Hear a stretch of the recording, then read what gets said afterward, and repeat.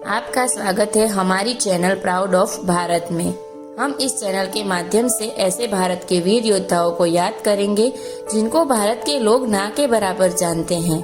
आज हम जिस वीर योद्धा की बात करेंगे उन्होंने मुगलों को युद्ध में 17 बार हराया था। लेकिन इससे पहले चैनल को सब्सक्राइब करें और वीडियो को लाइक करें। दोस्तों, क्या आपने कभी सोचा है कि मुगल ज्यादातर भारत पे कब्जा करने के बावजूद कभी आसाम को क्यों नहीं जीत पाए? जी हाँ, ये बात है उस अहोम किंगडम की जिसने मुगलों को कभी भी पूरी तरह से जीतने नहीं दिया और आसाम से मुगलों को छोटी छोटी जीत के बावजूद फिर से हमला कर मुगलों को वापस भेज दिया। अब आपको लग रहा होगा कि ये अहोम कौन थे, तो चलिए मैं आपको थोड़ी जानकारी अहोम के बारे में दे देती हूँ। 13वीं सदी में अहोम किंगडम म्यांमार से ब्रह्मपुत्र वैली में आके बसे और ब्रह्मपुत्र के लोगों के साथ घुल मिलकर रहने लगे। बाद में 16वीं सदी के आते आते उन्होंने सदिया एम्पायर, भुयार एम्पायर और दिमासा एम्पायर को हराकर अपना विस्तार और ताकत दोनों बढ़ाई और अहोम किंगडम इस तरह से बड़ा बन गया।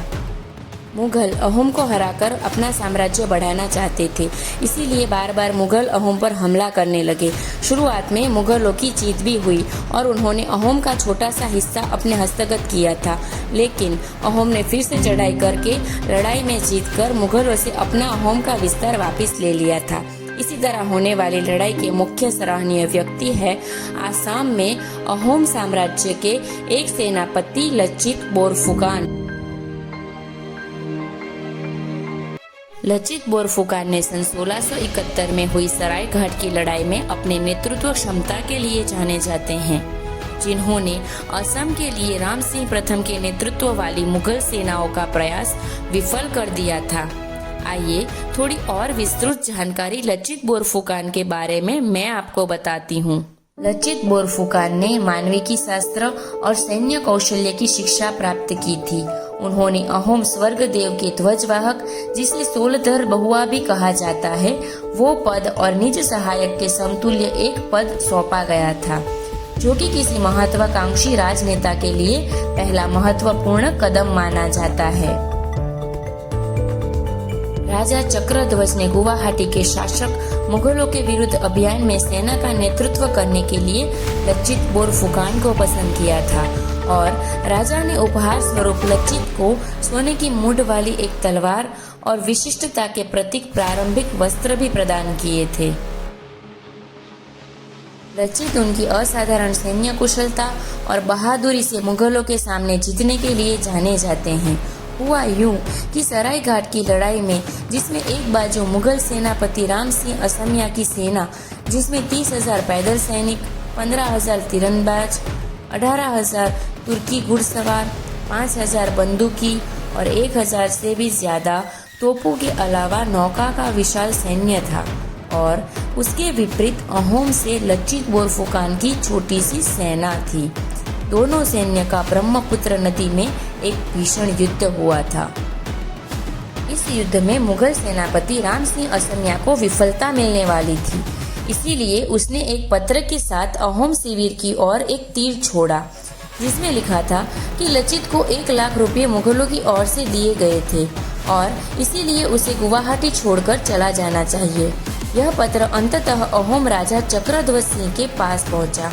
यद्यपि राजा को लचित की निष्ठा और देशभक्ति पर संदेह होने लगा था, लेकिन उनके प्रधानमंत्री अतन गुड़गोहन ने राजा को समझाया कि यह लचित के विरुद्ध एक चाल है और इस समय सराय घाट में मुगल और लचित का युद्ध भी शुरू हुआ था।